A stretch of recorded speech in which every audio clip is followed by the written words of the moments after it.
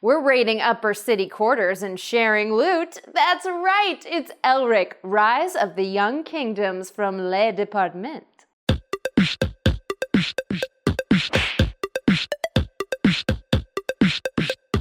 Elric, Rise of the Young Kingdoms is an officially licensed game based on the literary work Elric of Melniboné by Michael Moorcock.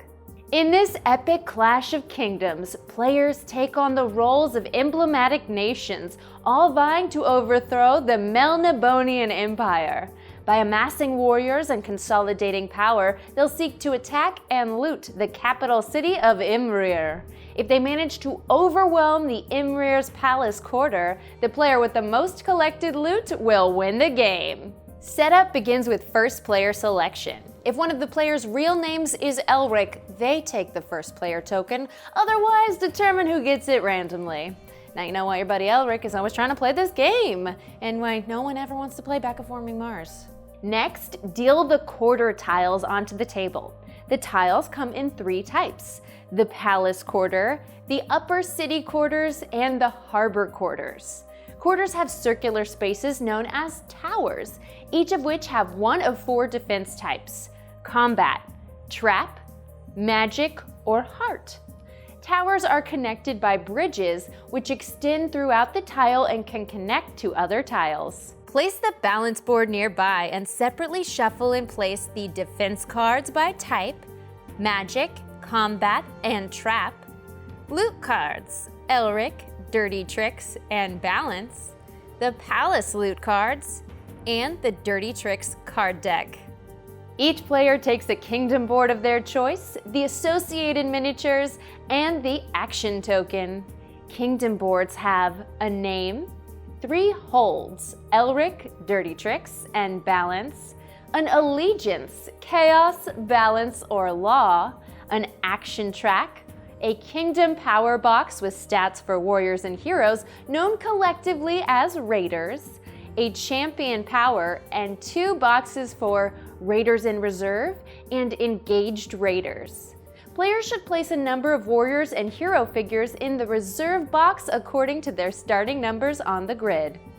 Depending on the number of players in the game, the action token starts on a certain space of the action track. We're setting up for a 4-player game, so we'll put it on the 2 space as noted on the board. Finally, each player draws 5 loot cards between loot decks of their choosing, except the palace loot cards, to form their starting hand. Players can immediately place the cards of their choosing on the appropriate hold. More on those in a sec. Next, set up the Imrryr threat track by taking the threat cards and removing the dragon and the Yrkun cards. Shuffle the remaining cards and draw 2 face down. Place 1 in the rightmost space of the track on the bottom of the balance board. Then shuffle the dragon and Yrkun together with the other threat card and deal them face down to the other 3 spaces. Gameplay occurs in turns, each divided into 4 phases: Action Phase, Sacking Phase, Imrryr Phase, and Auction Phase. First up, in the Action Phase, beginning with the first player and proceeding clockwise, players will each resolve 1 action, moving their action token down the track. This order continues until all players have used their available actions. Then, play moves to the Sacking Phase. When performing actions, the active player places a raider on one of the towers of the game board, either from their reserve or from another spot on the game board. If the quarter is sacked, meaning it has a sacked token on it, the raider can be freely placed there. However, if the quarter is still intact, not sacked, then the player must obey the following placement rules. The tower is in a harbor quarter and one of its bridges does not lead to another tower. These are the only spaces available to raiders at the start of the game. The tower is connected by a bridge to a tower occupied by another raider from any player. Or the tower is connected by a bridge to a tower in a sacked quarter, even if that tower is empty. When placing a raider on a quarter that hasn't been sacked, the player must contend with the defense of Imrryr. The active player draws a number of defense cards of the tower type, combat, trap, or magic, which will determine a total defense value they have to overcome. If the tower is a heart tower, the player takes a sacked token and turns it over to reveal its symbol and thus defense type. The number of defense cards drawn depends on the quarter type. 2 in the harbor quarters, 3 cards in the upper city quarters, and 4 in the palace quarter. Players draw 1 additional card if the tower is a heart tower. Defense cards have a name, number of loot cards if defeated, game effect, defense values depending on the quarter type, and defense bonus. The active player draws the number of defense cards required from the appropriate deck and finds the card with the highest defense value. This is now known as the main defense. In order to calculate the total defense, the player adds the main defense and all defense bonuses of the cards drawn. So in this example, in a harbor quarter, these 2 cards were drawn. Since Demon Forger has the higher defense, that's the main defense. We add the defensive bonuses from each card for a total defense of 13. Trap and magic defenses get a bonus depending on the balance board. More on that in a sec.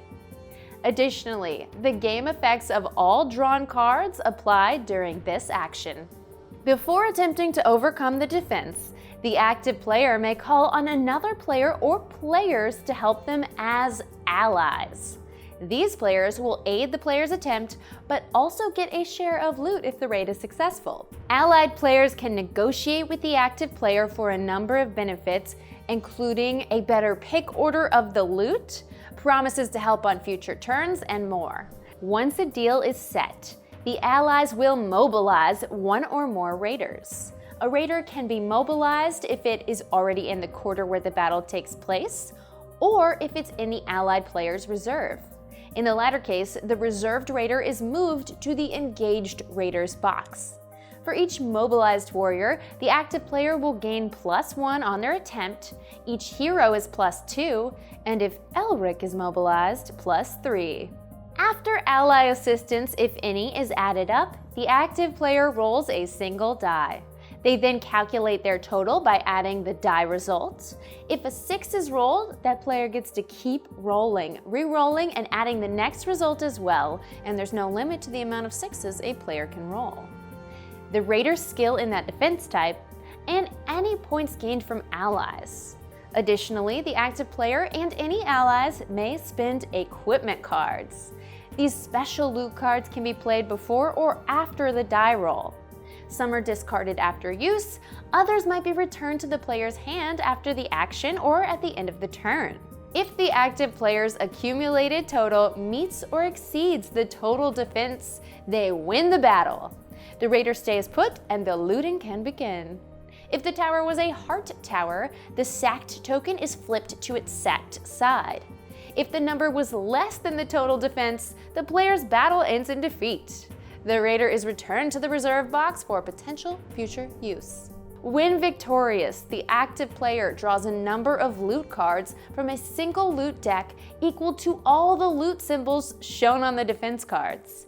If the battle occurred at a heart tower, they draw an additional card. The loot decks come in 3 types: Elric, Dirty Tricks, or Balance. The active player first takes a card of their choice and then passes the cards to an ally of their choice who repeats the process. Once allies have taken 1 card, the active player may take more if game effects allow. If there aren't enough loot cards in the pool for all allies to get cards, the active player must give 1 of their loot cards to an ally that didn't get one. Also, if the tower defeated was in the palace quarter, the active player gains a palace quarter loot card. Once loot is distributed, discard any remaining loot cards and the defense card. The action is over and the next player may take an action. Next up, in the sacking phase. In the quarters with sacked tokens, the players can snatch loot unimpeded by enemies. The first player chooses the order in which sacked quarters are resolved. When resolving, first determine the dominant player. Warriors are worth 1 domination point, heroes are worth 2, and Elric is worth 3 domination points. The player with the most points is dominant, and ties are broken by the first player's choice. Once determined, the dominant player chooses a loot deck and draws one for each raider in the quarter. They choose one card to keep and pass to another player who has a raider in that quarter to repeat this process. This continues until all players with raiders there have gained one card. If any additional loot cards remain, the dominant player gets one more loot card. Repeat this process for all the sacked quarters. Then, in the Imrryr Phase, the armies of the city retaliate against the raiders. The first player draws the leftmost face-down card on the Imrryr track and resolves its effects, which according to the rulebook is always devastating. Once resolved, the card is discarded. Then, if any major threats are on the board, they're activated. The major threats of the base game are Yrkun, the Emperor of Imrryr and evil cousin of Elric, and the Dragon, each of which have unique movement rules. Once moved, they attack. Roll a die for each raider in the same quarter as the threat. On a 3 to 6, the raider is removed from the board and placed back in its owner's reserve. Note that Elric cannot be removed in this way. Next, in the auction phase, the players can bid with the loot cards they've placed in their holds to obtain 3 different advantages. Control over Elric, an invincible raider. He's cute too, I hear. Gaining 2 dirty trick cards, and the title of champion, which gives them the first player token. The auctions occur one at a time in this order, and only cards from the appropriate hold can be used to bid on those rewards. In turn order, each player makes a bid by setting down 1 or more loot cards. Some loot cards have special auction values, which are bid face up. All others are bid face down for 1 point each. Each bid a player makes must be higher than the previous bid. If a player doesn't wish to bid or cannot, they recover their cards, and once they've withdrawn, they're out of that bidding. The winner discards all bid cards and wins the reward. If no player makes a bid on an auction, the first player automatically wins. Winning Elric gives the player control of his miniature and his special powers. Winning the champion provides a player access to their champion ability on their board. Additionally, they tip the scales of balance in favor of their current allegiance, placing the balance token on the law, chaos, or disputed. The position of the balance token determines a bonus to certain defense cards, plus 5 defense value to all trap cards in the case of law, and plus 5 defense values of magic defense cards in the case of chaos. The balance can affect some equipment cards as well. Once the auctions are resolved, the turn ends. All players take their engaged equipment cards back into their hand. They return any raiders in their engaged box back to their reserve, and they reset their action tokens to their starting position based on the number of players. Turns continue with players raiding the city, distributing loot, sacking quarters, and dying to dragons. The game can end in one of 2 ways. If the players need to draw a card from the threat track and none remain, they all collectively lose the game. But if the players can defeat the Heart Tower in the Palace Quarter, the game ends and the raiders are victorious. Players place the loot cards in their hand on the appropriate hold, gaining victory points listed on those cards, plus 1 point per loot card without any victory points printed. The player with the most victory points wins the game. In the place of a tie, the first player chooses the victor. And that's the basics of Elric, Rise of the Young Kingdoms. I'm Becca Scott. This is Good Time Society, and you have been an excellent little raider. Now, before I share any loot, you gotta like this video, subscribe to the channel, and come on back for more great games and good times.